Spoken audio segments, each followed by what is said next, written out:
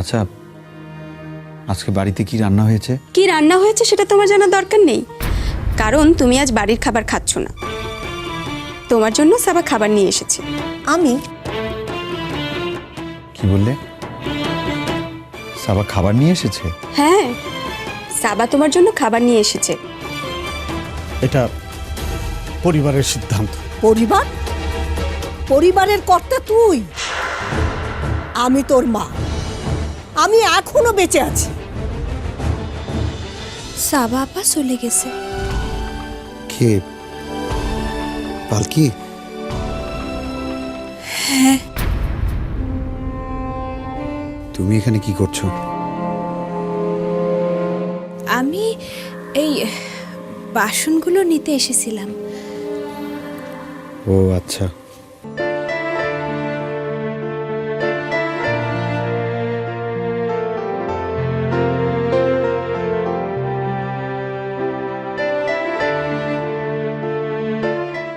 কেমন লাগলো সাবা আপার হাতের রান্না? দারুণ খেয়েছি, অবিকল তোমার রান্নার স্বাদ। ঠিক তুমি যেমন রান্না করো সেই রকম। কয়দিন পর আবার বলবেন না যেন সাবা আপাই অবিকল পালকি। কি বলতে চাইছো তুমি? কিছু না। শোনো,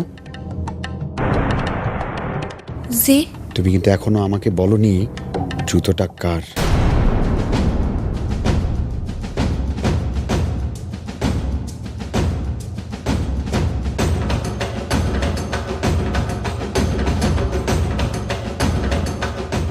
পালকি, পালকি, পালকি শোনো।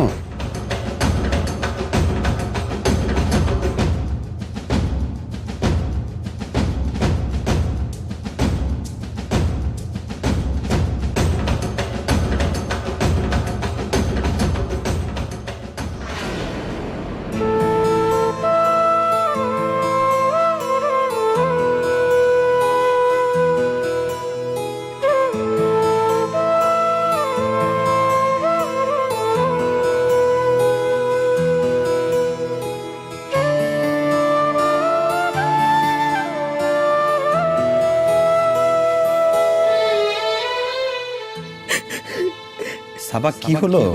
তোমাকে বলছি তোমার হাতটা দাও।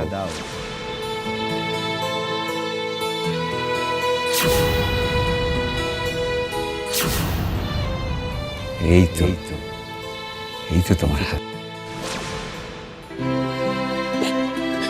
কে?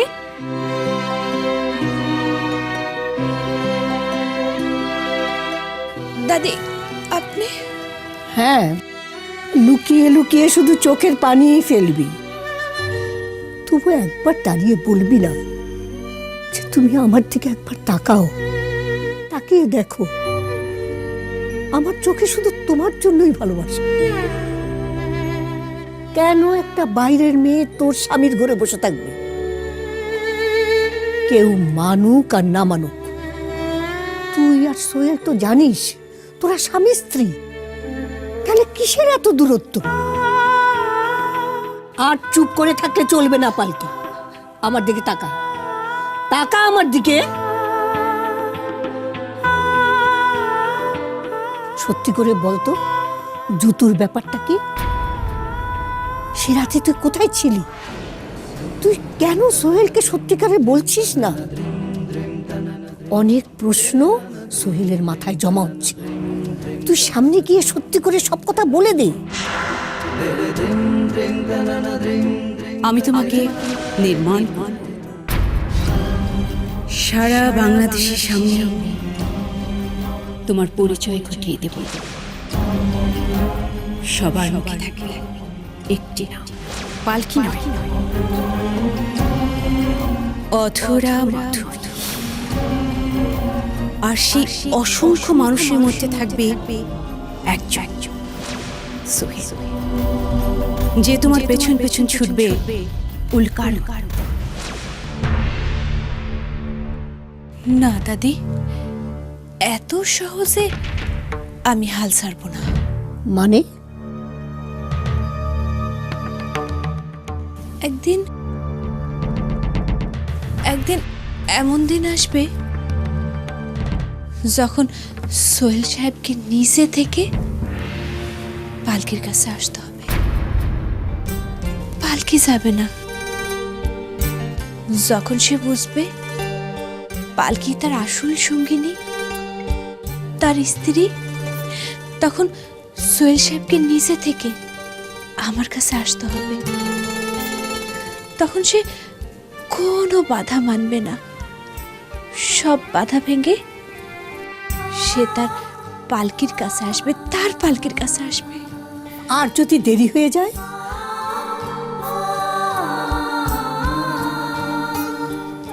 না দাদি, না, দেরি হবে না। আমার পূর্ণ বিশ্বাস আছে। তুই বুঝতে পারছিস না, সামনে ওদের বিয়ে হবে, জোর করে বিয়ে দেওয়া হবে। কিচ্ছু হবে না দাদি, কিচ্ছু হবে না, সেইটুকু বিশ্বাস আমার আছে। আমার অনেক কাজ আছে দাদি, আমি যাই। পালকি, তুই কিন্তু বললি না ওই দিন রাতে তুই কোথায় ছিলি আর জুতোটাই কাটছিলি।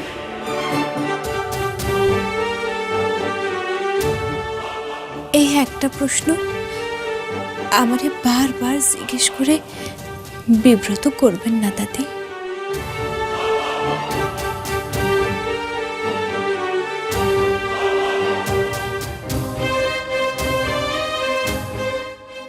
দাদি, একদিন আপনি সব জানতে পারবেন, আর তখন আপনার এই পালকির জন্য আপনার গর্ব হবে, গর্ব।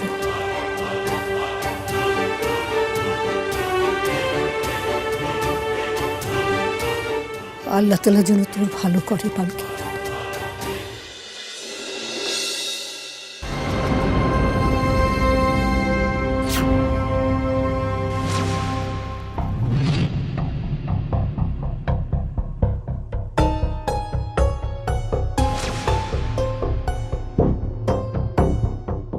বলেন কবুল। কবুল। আলহামদুলিল্লাহ। বলেন কবুল। কবুল। বলেন কবুল। কবুল। বিয়ে মানি না। কিন্তু ভাইজান, মানি না বললে তো আর হবে না। ধর্মীয় এবং সামাজিক নিয়ম অনুযায়ী ওই মেয়ে এখন আপনার পুত্রবধূ। ওই ঘরে থাকে, আর শুধু এই ঘরে কেন, ওই বাড়িতেই।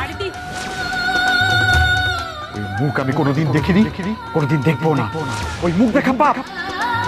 আম্মু, ওকে এক্ষুনি এখান থেকে চলে যেতে বলো, এক্ষুনি চলে যেতে বলো। চলো বলছি, চলো আমার সঙ্গে, চলো।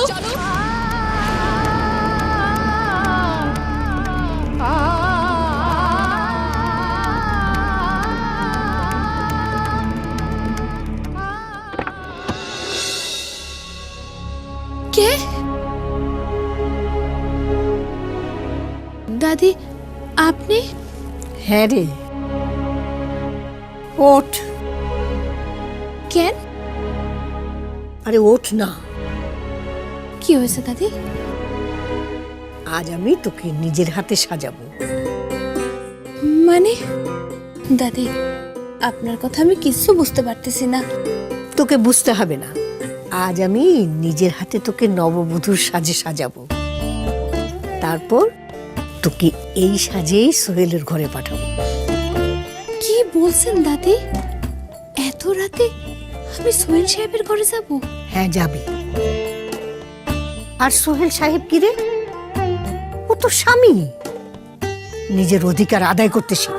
না না দাদি, এটা ঠিক হবে না। উনি যদি বাধা দেন, যদি চিৎকার করেন, তখন বাড়ির সবাই আমারে ভুল বুঝবে। বুঝুক ভুল, আমি নিশ্চিত সোহেল বাধা দিবে না। সোহেলের মুখে চোখে আমি তোর জন্য দুর্বলতা দেখেছি। আমার জন্য মনে হচ্ছে নদীর পার ভাঙছে, আস্তে আস্তে মাটি খসে পড়ছে, আর নদীর পানির আওয়াজ শুনতে পাচ্ছি। সে পানি ভালোবাসার, প্রেমের। সোহেলের মনের পার ভেঙে গেছে, ও তোকে ভালোবাসছে। দাদি, চল চল, ওঠ তো, ওঠ না, না দাদি, ওঠ ওঠ, আয় আয় বলছি, ওঠ।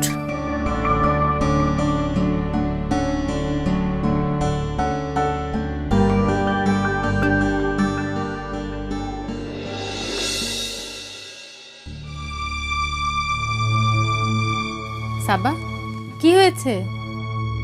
আম্মু, আমার না একটা ডাউট হচ্ছে। কি ডাউট হচ্ছে? সোহেলকে একা ঘরে রেখে এলাম, অন্ধকার ঘর। সোহেল পালকির হাতকে মনে করে আমার হাত, সোহেল পালকিকে মনে করে আমি। আর সেই অ্যাডভান্টেজ নিয়ে যদি পালকি সোহেলের ঘরে ঢুকে, যদি যদি পালকি সাবা সেজে সোহেলের সামনে যায়, সোহেলকে ভালোবাসে, আরো আরো কত কিছু ঘটতে পারে। মা, তুই এসব কি বলছিস? মা, আমার এখনই যেতে হবে। মা, কোথায় যেতে হবে? আমার এখনই ওই বাড়িতে যেতে হবে। তুই কি পাগল হয়েছিস? এত রাতে তুই ও বাড়িতে যাবি? তোর তো বিয়ে হয়নি এখনো। না মা, আমার এক্ষুনি ওই বাড়িতে যেতে হবে। আমি কোনো কিছুর বিনিময়ে সোহেলকে হারাতে পারবো না। মা, আমার যেতে হবে। সাবা, সাবা, না মা, আমার যেতে হবে। সাবা, যাস আমার নে। যেতে হবে। মা, সাবা, সাবা, যাস নে। শুনছো? সাবা এত রাতে একা একা বেরিয়ে গেল বাড়ি থেকে।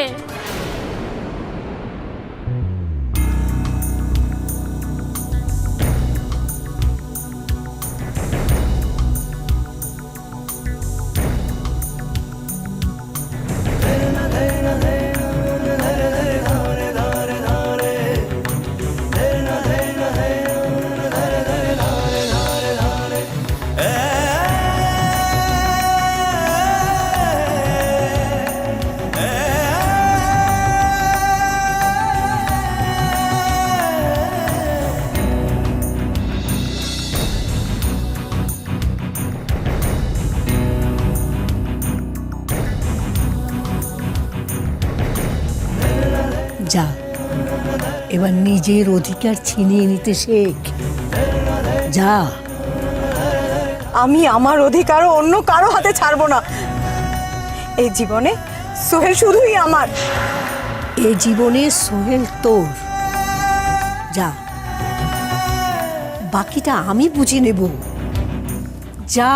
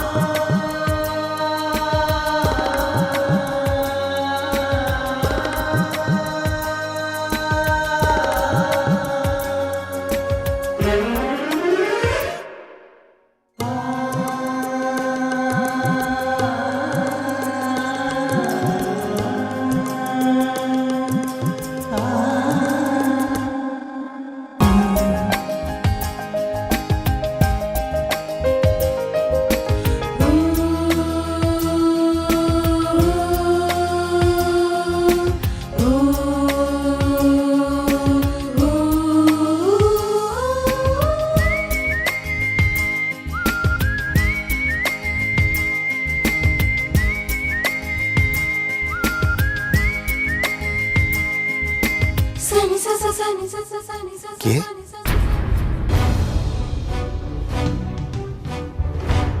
সাবা, সাবা, তুমি এত রাতে এখানে? কি হলো সাবা? কথা বলছো না কেন? সাবা, তুমি এত রাতে কেন এখানে এসেছো? বাড়ির সবাই ঘুমিয়ে পড়েছে। তারা যদি জানতে পারে তুমি এখানে এসেছো, তারা ভুল ভাববে, ভুল বুঝবে। সাবা,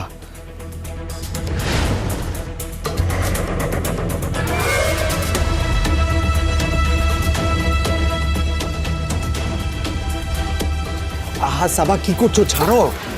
আমাকে ছোঁয় না প্লিজ। তুমি এখান থেকে চলে যাও, তুমি এখান থেকে চলে যাও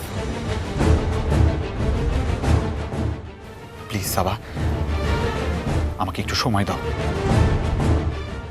আমি অন্য কাউকে ভালোবাসি, আমি তোমাকে অ্যাকসেপ্ট করতে পারবো না। প্লিজ প্লিজ সাবা,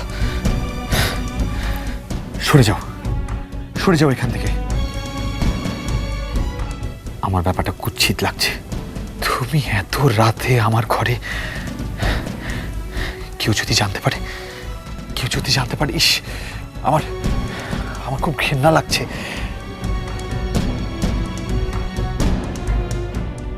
আমি তোমাকে ভালোবাসি। না না, ছাড়ো না, তুমি আমাকে ভালোবাসার কথা বলবে না। আমি একজন বিবাহিত পুরুষ, তুমি আমাকে ভালোবাসার কথা বলতে পারো না। প্লিজ তুমি চলে যাও, চলে যাও তুমি।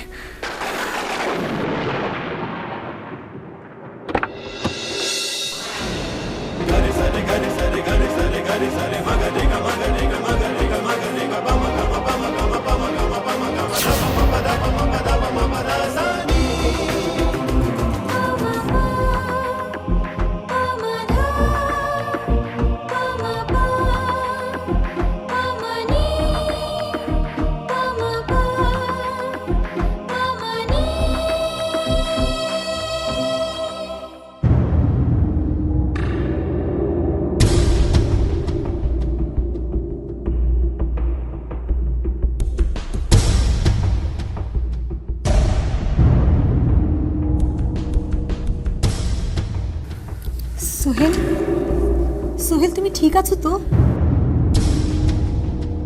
আমি ঠিক আছি, কিন্তু তুমি এত রাতে এখানে কি করছো? তুমি চলে যাও, তুমি চলে যাও সাবা। তুমি আমার কাছে আসবে না, তুমি আমার কাছে আসবে না, তুমি আমাকে ছোবে না সাবা, প্লিজ। তুমি আমাকে ছোবে না। আমি তো তোমাকে এখনো ছুঁইনি। ছৌনি মানে? ছৌনি মানে? একটু আগেই তো তুমি আমার গলা জড়িয়ে। কি হয়েছে সাবা? এত রাতে তুমি? না মানে আমি দুঃস্বপ্ন দেখে এসেছি এখানে। সোহেল কেমন আছে তা দেখতে এসেছি। এসো, ভালো কথা। কিন্তু এত রাতে সোহেলের ঘরে আসা এটা ভালো দেখায় না। তুমি তো একটা মেয়ে, তোমার একটু সংযম থাকা দরকার। এত রাতে সোহেলের ঘরে আসাটা তোমার ঠিক হয়নি। কিন্তু আমাদের তো বিয়ে হতে যাচ্ছে। হতে যাচ্ছে তো, এখনো তো হয়নি। ভাগ্যিস তোমার বাবা সময় মতো ফোন করেছিলেন। বাবা? আব্বু? আব্বু ফোন দিয়েছিল? উনিই তো ফোন করে বললেন যে আমরা যেন তোমাকে ভুল না বুঝি। চলে এসো। এই রকম ভাবে সাজগোজ করে নিজেকে কি আমার ছেলের কাছে তুলে ধরতে চেয়েছিলে? তুমি কি বাজারের পণ্য? মা, হ্যাঁ, তুমি বাড়ির বউ নাকি বাজারের মেয়ে? মা, আপনি আমার পবিত্রতাকে আঘাত করবেন না।